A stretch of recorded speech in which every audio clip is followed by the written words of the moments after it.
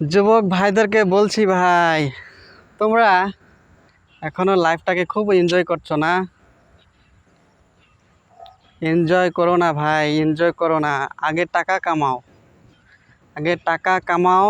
লাইফটাকে তখনই এনজয় করো যখন নাকি তুমি নিজে কিছু করতে পারবে, লাইফটা সাকসেস হতে পারবে। তুমি নিজে যেদিন সাকসেস হবে তারপরে তুমি যখন এনজয় করবে না, তখন একটা ফিলিংটা আলাদা রকমের ভাই। এইটাই বাস্তব। একবার দেখো, নিজে কামাই করে যখন তুমি এনজয় করবে না, তখনকার মজাটা কীরকম।